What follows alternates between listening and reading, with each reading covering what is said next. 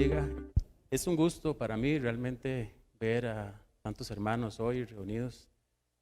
Es un gozo para mí y yo sé que aún más para el Señor, el que estemos hoy en su casa recibiendo de su palabra.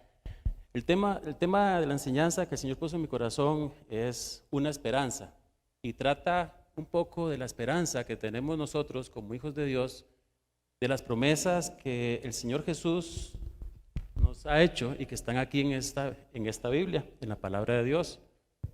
Pero también trata un poco de la esperanza que tienen muchas personas que no conocen aún de Jesús, que aún no conocen de ese precioso regalo de la redención que Jesús tiene preparado para nosotros.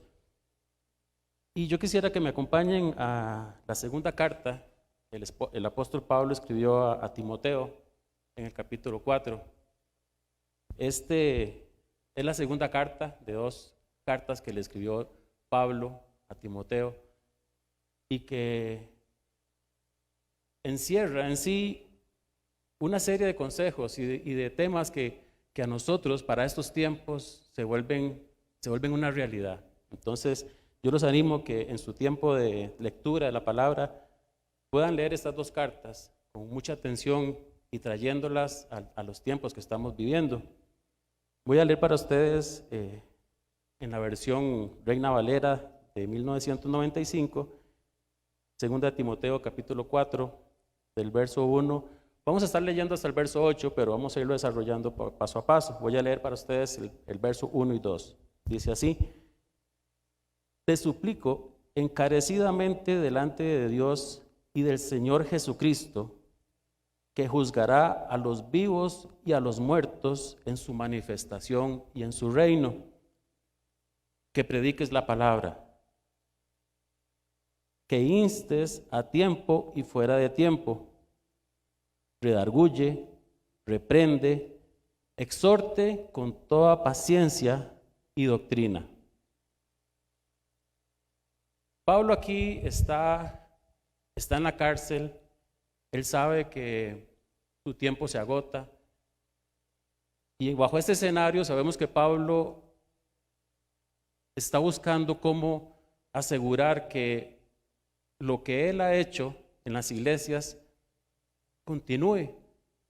Pero para este momento Pablo se siente solo. Él ha sido abandonado, dice más adelante, por la mayoría de las personas que lo acompañaban en el ministerio.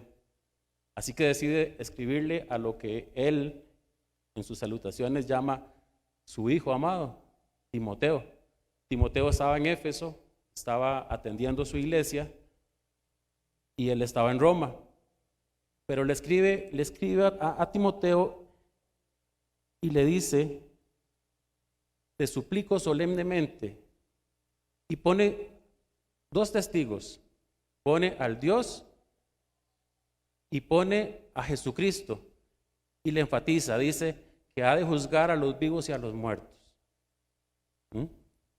Entonces, vemos que Pablo tiene que tomar mano de Timoteo, y antes de esto, vemos por qué a Timoteo. En los capítulos 1, 2 y 3 de esta misma epístola, Pablo le dice y le da una serie de consejos a Timoteo. Le viene diciendo: esfuérzate, le dice: recuerda todo lo que has aprendido, sé un obrero aprobado, que no contienda con nadie, pero le advierte sobre el carácter de los hombres en ese momento, que es exactamente el mismo carácter de los hombres en nuestro tiempo. Le dice: predica la palabra, insta a tiempo y fuera de tiempo, redarguye, reprende, exhorta con toda paciencia y doctrina. Pareciera que es un encargo fácil. Pareciera que es un encargo fácil. Pablo sabe que su tiempo se acerca y él dice: necesito dejar a alguien apto para que mantenga la iglesia. Entonces, vemos que le dice que inste a tiempo y fuera de tiempo. O sea, insista, esté siempre insistiendo, porque los tiempos son malos y se agotan. Hablaba yo en estos días con mi esposa y mi esposa me decía, es que hay que redarguir. Entonces yo aproveché y dije, ¿qué es redarguir? Se quedó así, por un momento titubeó y me dio la definición de redarguir. Y al final me dice, está bien. Yo le dije, el domingo se da cuenta. Sí, estaba bien y estaba acertado, pero titubeó por un momento. Y dice aquí que redarguir es convencer, argumentar, razonar con la otra persona, hacerla entender con conocimiento. O sea, no es mi conocimiento, es con conocimiento. Por eso nosotros tenemos que estudiar las Escrituras. Dice que tiene que convencer y argumentar, no es regañar. Dice reprende. Ok, aquí sí vamos a regañar. No. Dice reprender, tampoco es regañar. Dice que es corregir, amonestar lo que no está correcto de acuerdo a la palabra. Luego le dice exhorta. Aquí sí vamos a regañar. No, tampoco. Dice que regañar es aconsejar, exhortar, perdón, es aconsejar mediante ruegos y razones. Qué diferencia, ¿verdad? Dice que tiene que amonestar a través de los consejos con ruegos y razones. Muchos dirán, ¿por qué tengo que rogarle? ¿Por qué yo tengo que rogar a una persona para que reciba la palabra? Pero Pablo le dice, aparte de eso, le dice con paciencia, que tampoco es regañar. Ustedes miran que sí, claro, no significa regañar, pero ¿cuántas veces nosotros estamos exhortando, hablando con una persona y le decimos, uy, ya usted me tiene, qué paciencia hay que tener con usted? Y confundimos el término de paciencia. Paciencia dice, y pongan atención a esto, qué interesante, dice que es tolerar las ofensas y discusiones con fortaleza. O sea, que si vamos a predicar la palabra, nos van a ofender, muy probablemente. Y hay que tolerarlo con fortaleza. Y Pablo le decía, y con doctrina. Esto es lo que hablamos hace un momento. No es lo que yo pienso, es lo que la palabra de Dios enseña. Esto me hizo recordar hace un tiempo que yo hablaba con una joven, para evitar malos entendidos, es una familiar cercana, y yo le hablaba de la palabra y le hablaba de la palabra, y un día me dice, ¿por qué usted solo de la Biblia me habla? ¿Por qué usted solo de la palabra de Dios me habla? Yo no quiero que Cristo venga, yo no quiero que Jesús venga todavía. Entonces yo me quedé así, ¿por qué? Me dice, porque yo me quiero casar, yo quiero tener hijos, yo quiero tener casa, yo quiero trabajar, quiero cumplir mis metas, quiero terminar de estudiar. Entonces yo le dije, pero si Jesús te ofrece todo eso y en una forma indescriptiblemente mejor de lo que tú estás soñando, no estoy diciéndote que dejes tus sueños, le estoy diciendo que lo que Jesús te está ofreciendo es mucho mejor que lo que usted está ofreciendo. Y se volvió y me dijo, es que para usted es muy fácil porque ya usted está viejo. Ya usted cumplió con todos sus sueños.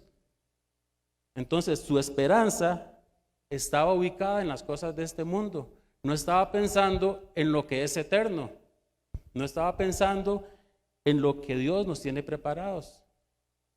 En la línea de tiempo, yo siempre imagino esto, una línea de tiempo, y por ahí he visto un anuncio en la televisión que habla un poquito de esto, una línea de tiempo en la cual nuestra vida es un puntito en esa línea de tiempo en medio de la eternidad. Pero ese puntito se convierte en un hito importante porque después de ahí ese camino se separa en dos vías. Y una vida es eternamente con Dios o una vida eternamente sin Dios, para no mencionar la palabra que a muchos les da terror, ¿verdad? Infierno. A partir de ese punto, que es nuestra vida, que es un puntito en medio de la eternidad que se vuelve diminuto, determinamos eso. Entonces, Muchos tienen su esperanza en las cosas terrenales y buscan soluciones y buscan quien les cicatrice esas heridas y quien les cicatrice toda su vida de manera de que se pueda sentir bien haciendo las cosas que hacemos en nuestras vidas normales cuando no se conoce de Cristo. En el verso 3 y 4 de esta misma epístola, Pablo le dice a Timoteo: pues vendrá tiempo cuando no soportarán la sana doctrina, sino que teniendo comezón de oír, se amontonarán maestros conforme a sus propias pasiones y apartarán la verdad del oído y se volverán a las fábulas. Sana doctrina, ¿qué es esto? Muchas personas buscan congregaciones o buscan lugares donde les hablen la doctrina que ellos quieren escuchar, porque no es agradable, no es bonito escuchar la sana doctrina, sobre todo si nosotros queremos continuar con nuestra vida pecaminosa. Son palabras que no son fáciles ni de aceptar ni de predicar tampoco. Pablo advierte que vendrían tiempos en los que la gente no iba a querer escuchar. Dice que no quieren ser confrontadas con un estilo de vida y se volverán a las fábulas. Yo recuerdo hace algún tiempo, y por favor no me lo tomen a mal, hace algún tiempo atrás, no sé si todavía estará o no estará, salieron unas novelas en la televisión, unas novelas bíblicas, y empezaron creo que con la vida de Moisés y luego con José, si no me equivoco eran brasileñas. Eso eran novelas, y la gente estaba fascinada con eso, y la gente se fascinaba con estas novelas porque era ver la historia bíblica, entre comillas, al estilo de una novela. Y yo veía a otras personas y conversaba con ellos, y muchas veces entre las damas el comentario era: uy, ¿viste qué guapo está José? ¿Verdad? Y viste a Sansón, ¿viste qué músculos y qué pechos? Entonces, estaban fascinados con esas novelas. Y muchos cristianos veían estas novelas y decían: estoy estudiando la Biblia. Mentira, o sea, eso era una novela, fábulas. Dice acá, Pablo le decía: vendrán tiempos en que tendrán comezón de oír.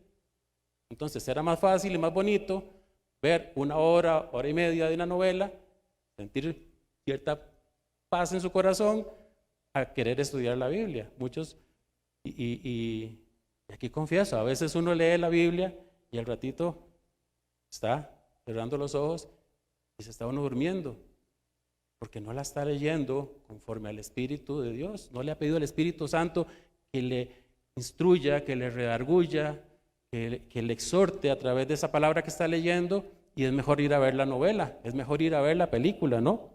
Es mejor ir a alquilar un video que me hable de lo que dice la palabra de Dios, a estudiar la palabra. Entonces, yo tengo claro que una novela no evangeliza para nada, pero sí la palabra de Dios. En el verso 5 vemos como Pablo le dice a Timoteo: pero tú sé sobrio, soporta las aflicciones, haz obra de evangelista, cumple con tu ministerio. Estas cartas que Pablo escribió a Timoteo, ciertamente a través del tiempo fueron transferidas a nosotros. Ese es nuestro trabajo.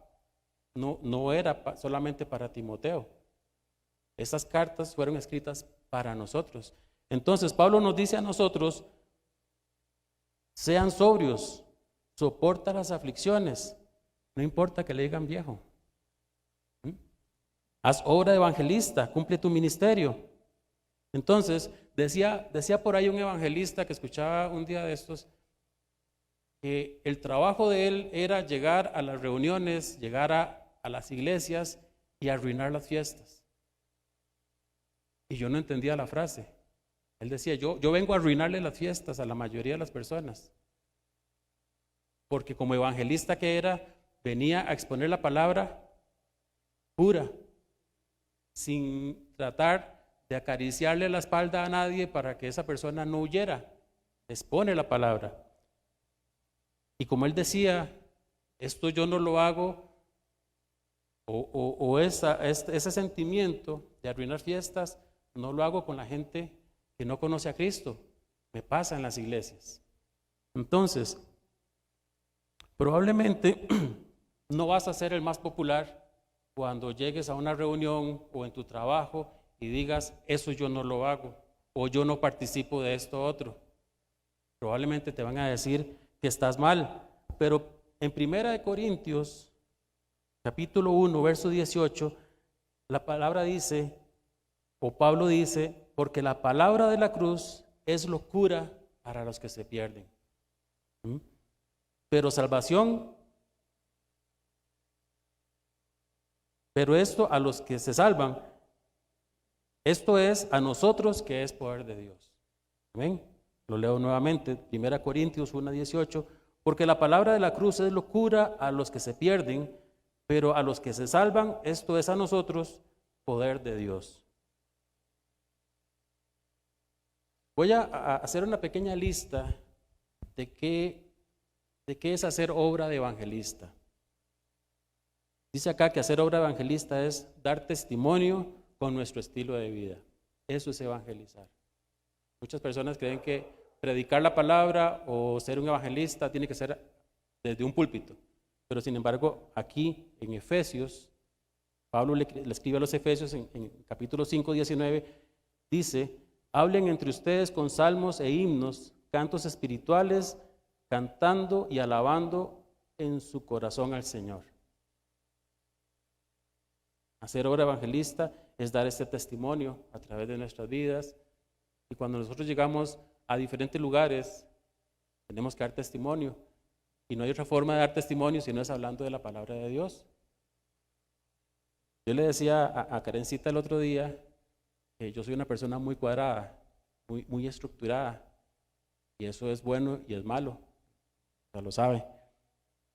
Entonces, cuando yo voy a hacer un trabajo o voy a ensamblar algo y ese algo tiene un manual, yo sigo el manual al pie de la letra. Si el manual me dice que tengo que poner todas las piecitas en la mesa en este orden, yo pongo todas las piecitas en ese orden.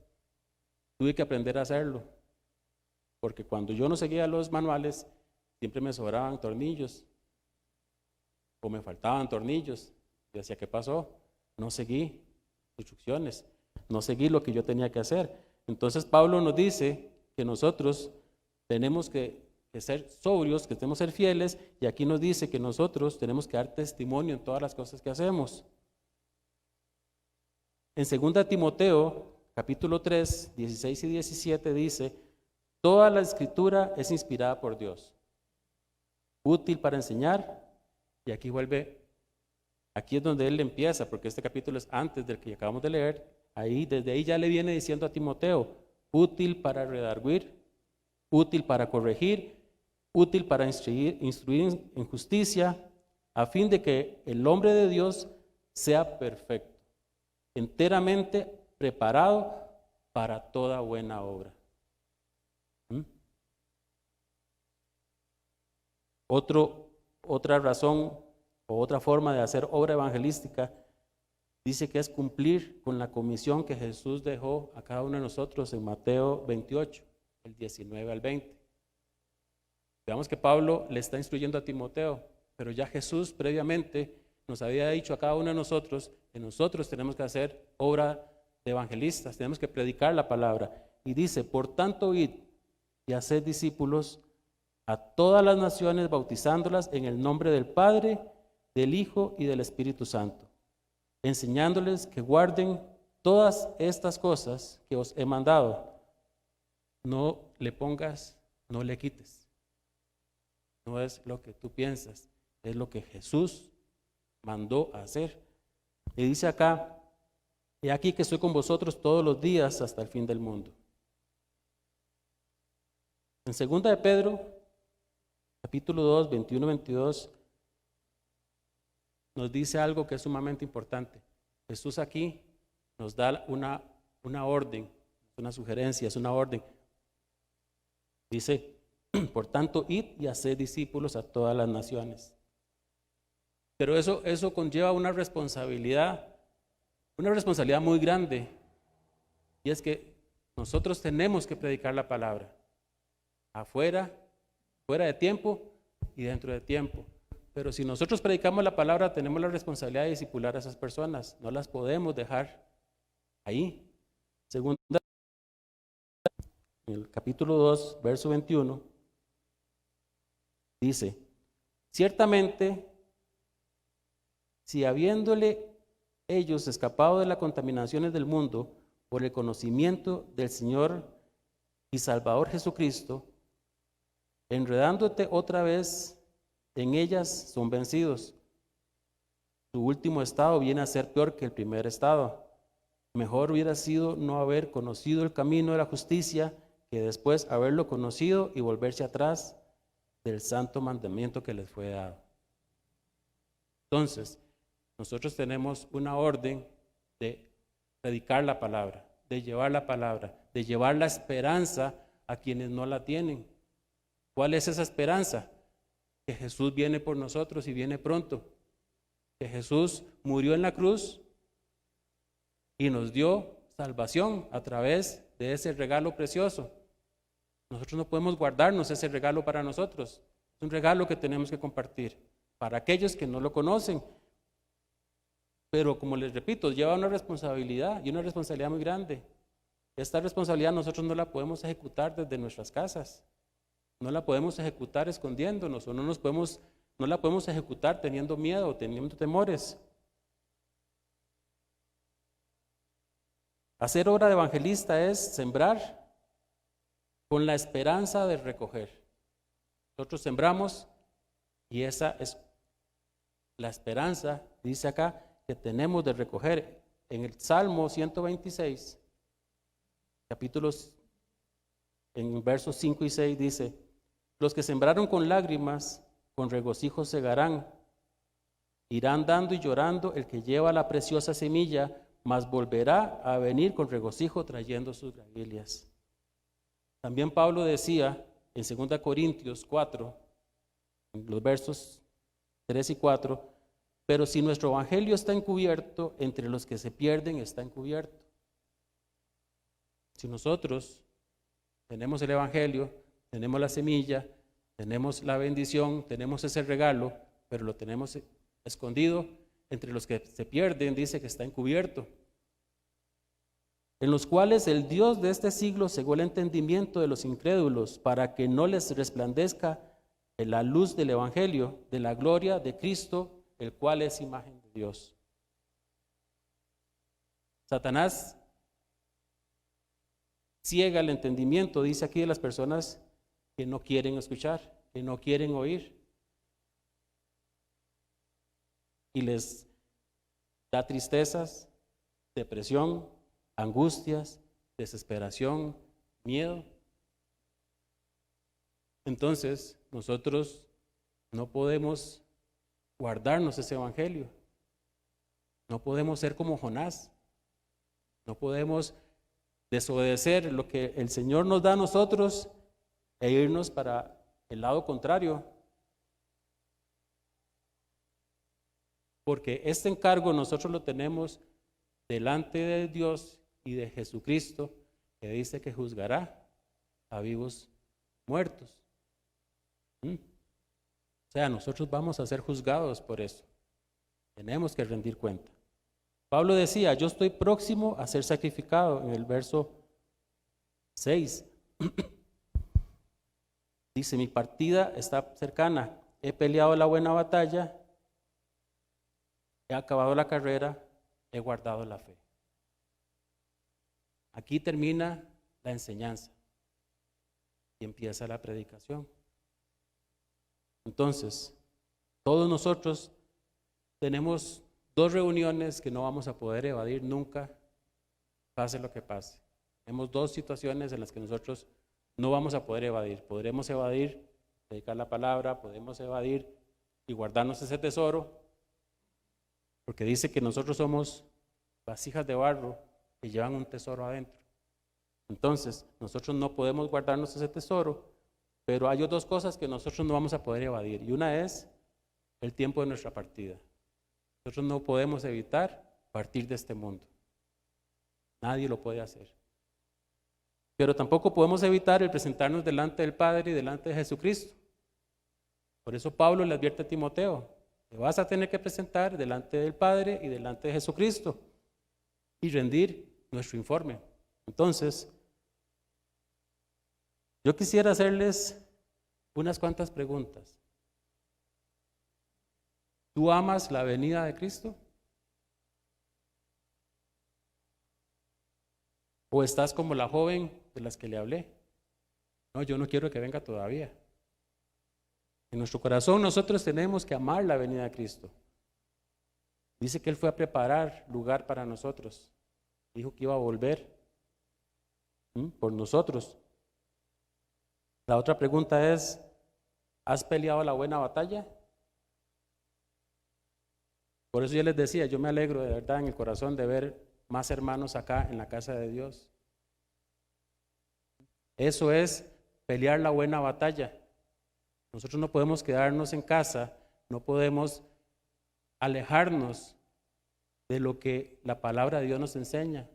Hay una vieja reflexión que dice que aún la llama más incandescente, aún la llama con más calor, con más fuego, si se aleja del fuego, se apaga, se extingue. Ese ejemplo nosotros lo podemos ver en cualquier momento. Prendamos un fueguito y saquemos el pedacito de madera que tiene más fuego, más llama, que es el más incandescente, el que más calor tiene, lo alejamos y lo ponemos aparte, se apaga. Entonces no te quedes en casa. Este es el lugar donde tienes que estar, aquí es donde te alimentas, aquí es donde te preparas, aquí es donde empiezas a entender para luego llevar la palabra. Dice acá, entre los que se pierden, entre los que no la conocen. ¿Estás predicando la palabra o estás guardando el don que hay en ti? ¿O estás esperando que las cosas mejoren? ¿Estás esperando a que todo esto que está aconteciendo pare por un momento o sea quitado? La noticia es que, como nos decía y nos enseñaba el pastor Frank el miércoles pasado en la Escuela del Espíritu Santo, lamentablemente esto no va a pasar.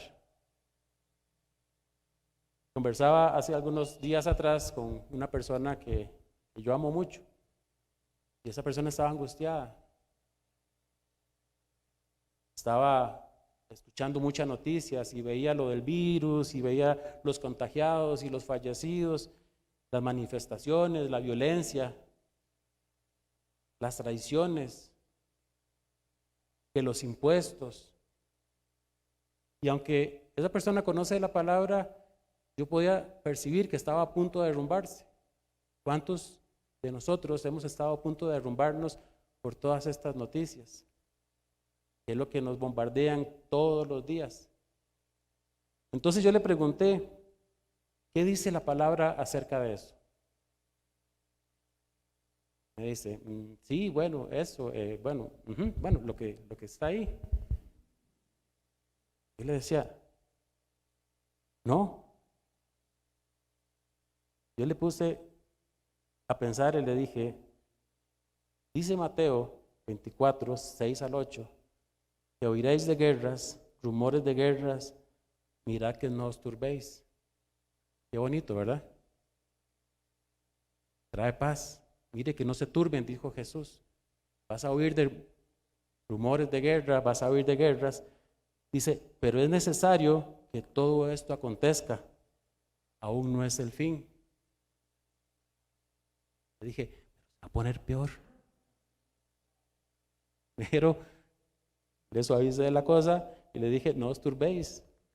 Es necesario que todo esto pase. Pero después le digo, se va a poner peor. Y todos tenemos que entender que se va a poner peor, porque dice acá que se levantará nación contra nación y reino contra reino, y habrá pestes.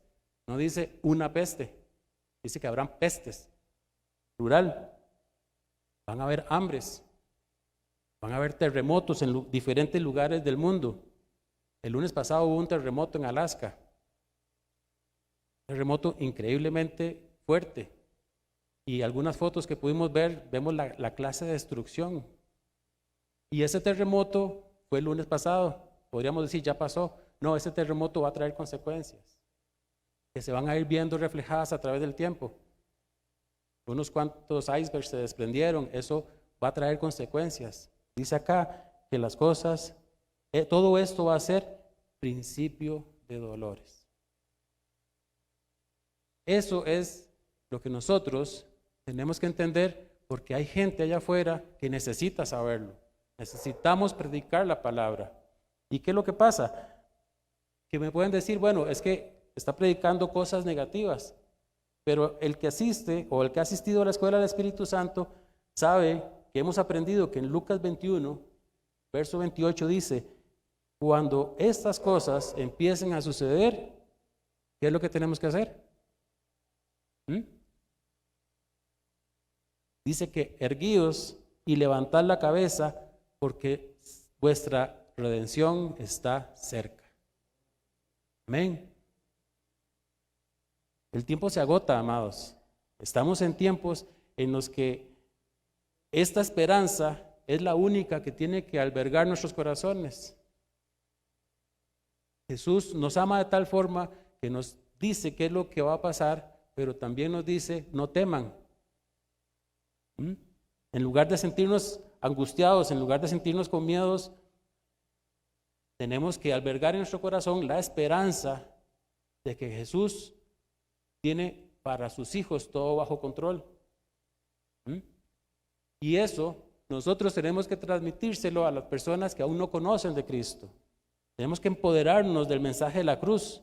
Hay muchas personas que necesitan de ese mensaje. No podemos quedarnos con ese mensaje nosotros guardados. Que vienen impuestos.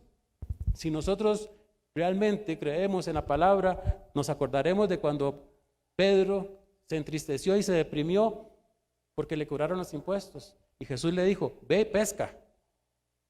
Ve a pescar y del primer pescado que tomes, ábrele la boca y allí vas a encontrar el dinero. Paga tus impuestos y paga los míos.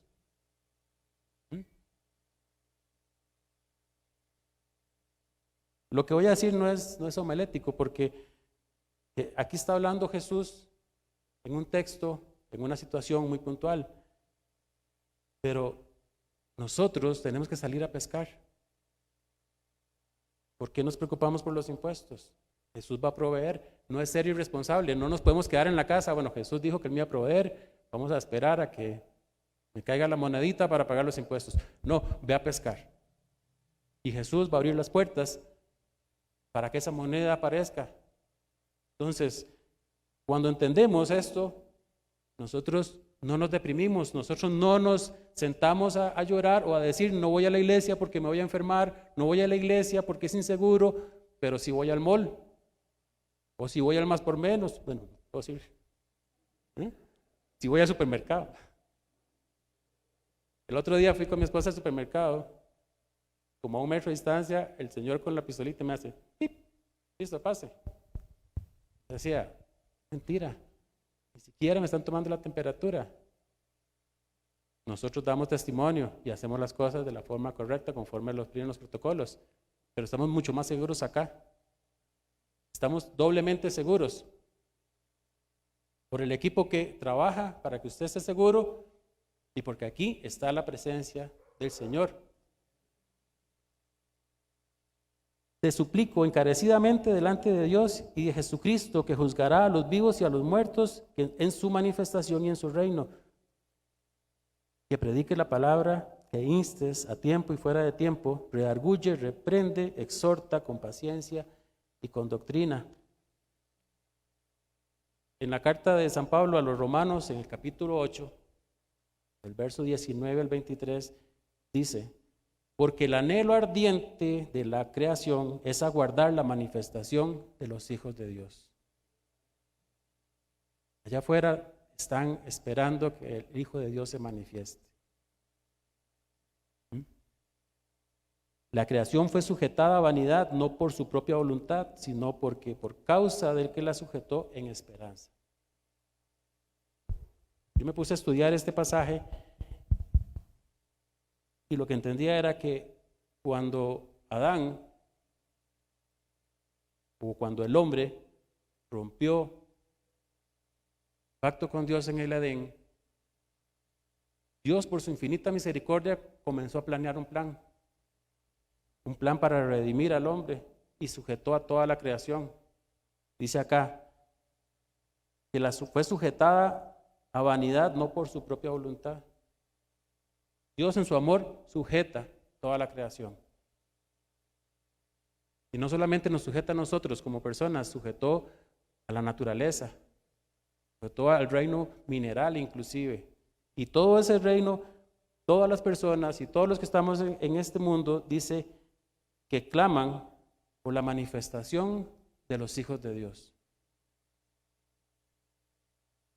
Verso 21 dice, por tanto, también la creación misma será liberada de la esclavitud de corrupción a la libertad gloriosa de los hijos de Dios. Esa es la responsabilidad que nosotros tenemos. Predicar la palabra. Verso 23, y no solo ella, sino también nosotros mismos que tenemos las primicias del Espíritu Santo. Tenemos las primicias del Espíritu Santo. Tenemos la revelación por medio del Espíritu de que tenemos que manifestarnos. Algunos cristianos se manifiestan, pero de otra forma. De una forma equivocada. Verso 24, porque en esperanza fuimos salvos, pero la esperanza que se ve no es esperanza si se ve. ¿Para qué esperarlo? Si se ve, ¿para qué esperarlo? Pero si esperamos lo que no vemos con paciencia, lo aguardamos. Con paciencia. ¿Qué significaba paciencia? Soportando, ¿verdad? Soportando las ofensas, soportando todo lo que va a venir en contra de nosotros. Eso es soportar con paciencia. Pero ojo, aquí viene la parte que a muchos no nos gusta. Dice la palabra que muchos son llamados, amén, pero pocos, a ver, digámoslo sin miedo, amén. A veces nosotros recordamos frases de la palabra de Dios que de alguna manera nuestro cerebro como le son agradables, lo recordamos. Cuando lo que estamos leyendo no nos agrada mucho, lo leemos, pero pronto lo olvidamos. Dice acá, Jesús mismo dice, muchos son los llamados, pocos los escogidos. Mateo 22, del 1 al 14. Cuando tengas tiempo, lee este capítulo, estúdialo, es importante. Porque insisto, no por nada Pablo le dice a Timoteo que lo hace delante de Dios y de Jesucristo.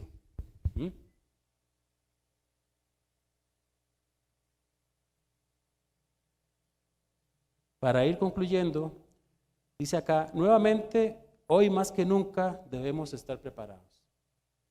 Hoy más que nunca somos militantes de un cuerpo que tiene la responsabilidad y la tarea que, como dijimos, no es fácil. No es una tarea fácil. Requiere de entrenamiento y el enemigo va a oponerse de muchas formas. Va a usar argumentos que van a ser sumamente convincentes. Tenemos que estar seguros de en quién hemos creído. Tenemos una escuela del Espíritu Santo. Muchos no la aprovechan. Muchos tienen otras prioridades. Les voy a confesar algo. Yo antes de la escuela del Espíritu Santo, yo decía, yo tengo mi tiquete listo y comprado en primera clase para el cielo. Apenas suena la trompeta, yo soy el primero que voy. VIP. 2 años nos tomó el estudio del Apocalipsis. Y en esos 2 años me convencí de que me vendieron un boleto falso. Y qué cosa más seria. Llegar a la puerta de embarque y te digan, este tiquete no vale, quedaste fuera. Tenemos que prepararnos, tenemos que estudiar. Dice 2 Corintios, capítulo 10, versos 3 y 5. Pues aunque andamos en la carne, no militamos según la carne. Porque las armas de nuestra milicia no son carnales, sino poderosas en Dios para destrucción de fortalezas, derribando argumentos y toda altivez que se levanta contra el conocimiento de Dios, y llevarlo cautivo todo al pensamiento, a la obediencia en Cristo Jesús. Yo sé y estoy seguro que estamos viviendo tiempos en los que esta palabra se cumple. Nosotros no podemos andar en la carne, no podemos andar fuera de la cobertura de Dios.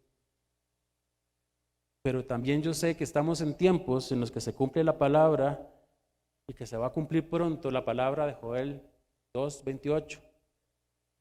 Yo estoy seguro que en esta congregación, en esta iglesia, hay visiones, hay sueños, hay profecía. Yo estoy seguro de eso. Y el Espíritu Santo, yo sé también que está dispuesto, y ahora es cuando está deseando repartir todas y cada uno de esos dones. Estamos en tiempos en los que el Espíritu Santo quiere derramar sobre cada uno de sus hijos palabra, profecía, visiones.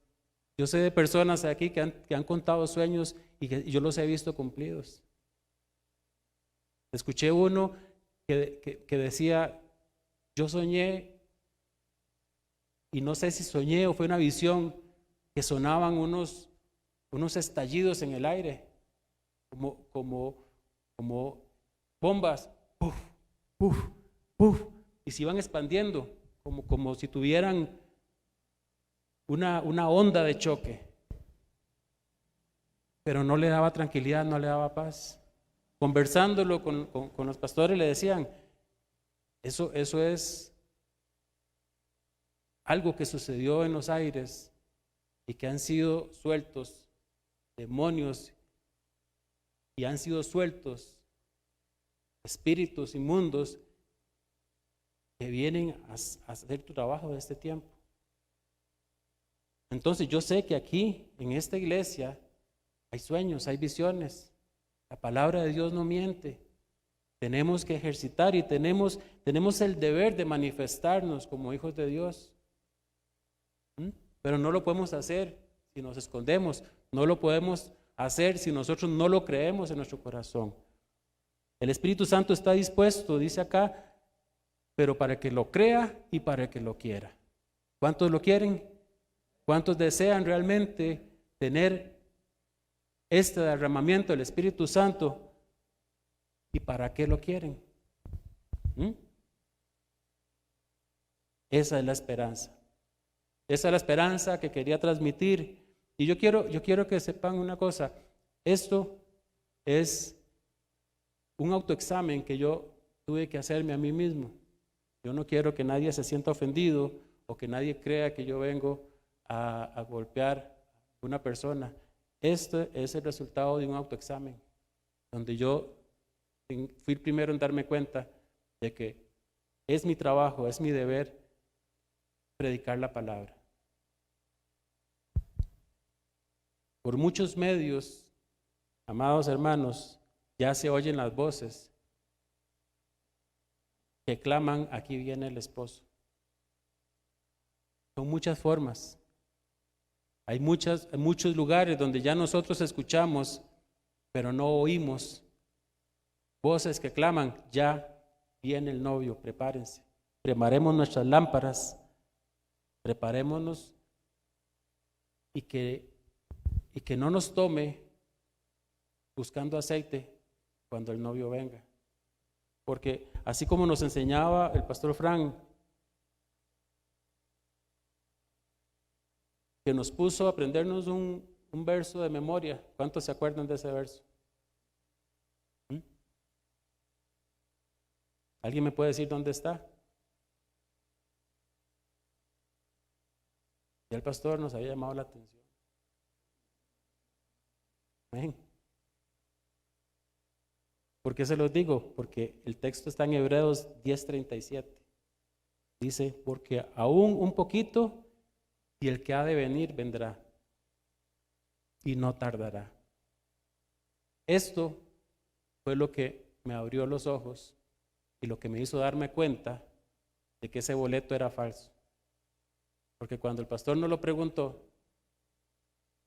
yo sentí que me ponía rojo, que me ponía colorado, que me hacía así de chiquitito, que me hacía grande, porque estábamos en videoconferencia y él pidió que tuviéramos los micrófonos, que tuviéramos los videos abiertos.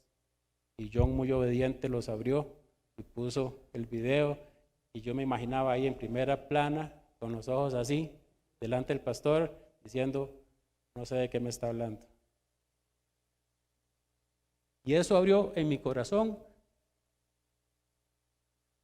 un dolor que me hizo darme cuenta que nosotros somos hijos de Dios, pero no obedecemos su palabra.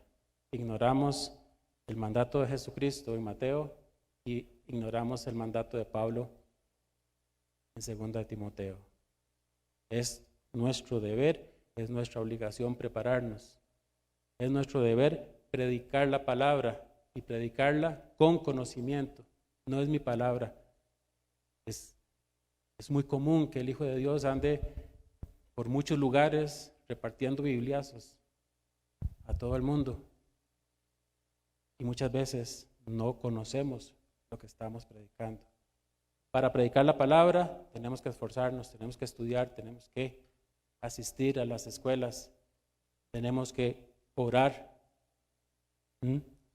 Dice Pablo en su último verso, por lo demás me está reservada la corona de justicia, la cual me dará el Señor, juez justo.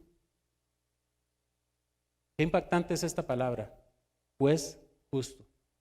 Allí es donde nos damos cuenta de que estamos muchas veces mal. Porque si dice acá que el juez es justo, es porque Él es justo. Y no nos va a exonerar de lo que no estamos haciendo, de lo que no hicimos. Dice, en aquel día, y no solo a mí, sino a todos los que aman su venida. Esa es la esperanza. Esa es la esperanza del Hijo de Dios, su venida. Y es la esperanza que necesitan los que no conocen de Jesucristo, de su palabra. Es mi deseo que cuando el Señor diga, sube acá, nosotros podamos decir y escuchar esa voz, escuchar esa gloriosa voz y, como dice el himno, a mi nombre feliz responder, ¿verdad? Qué lindo es ser, escuchar ese sube acá y que uno diga, a mi nombre yo feliz voy a responder. Padre, en el nombre de Jesús yo te doy gracias por tu promesa. Te doy gracias por la esperanza que tú nos das de que tú pronto vendrás por tus hijos, vendrás por nosotros. Permítenos alcanzar, Señor, a aquellos que aún no te conocen, que no tienen esperanza, que no tienen razón, Señor, de vivir. Permítenos que podamos llevar tu mensaje de amor y de misericordia, de llevar el mensaje de la cruz a cada uno de ellos. Padre, para todos aquellos que tienen falsas esperanzas, falsas promesas, permítenos llevarles tu luz, el amor a través de tu palabra. Prepáranos, Señor, ayúdanos, derrama sobre nosotros tu Santo Espíritu, Señor, para que en nosotros, en tu iglesia, en tu cuerpo, Señor, haya visión, para que en tu cuerpo haya profecía, para que en tu cuerpo, Señor, hayan sueños y que nuestro espíritu se enamore aún más de ti, Señor. Perdónanos si no hemos llevado tu palabra, Señor, si nos hemos guardado esa palabra para nosotros y hemos sido egoístas para con el mundo, para los que aún no te conocen, Señor. Podemos estar confiados de que tú cumplirás tu promesa y nos guardarás en completa paz y nos guardarás de nuestras vidas y guardarás de nosotros, Señor. Y aún cuando así no fuese, Señor, aun cuando el mundo, Señor, nos maltratara, aun cuando vinieran pruebas, sabemos que tú vas a estar allí con nosotros, Señor. Y así como Pablo poder decir algún día, hemos peleado la buena batalla, hemos alcanzado la meta, Señor. Y por lo demás, nos queda el recibir de ti, Rey justo, Juez justo, la corona de justicia, Señor. Gracias, Señor. Amamos tu venida, Padre amado, en el nombre de Jesús. Amén. Muchas gracias, hermanos.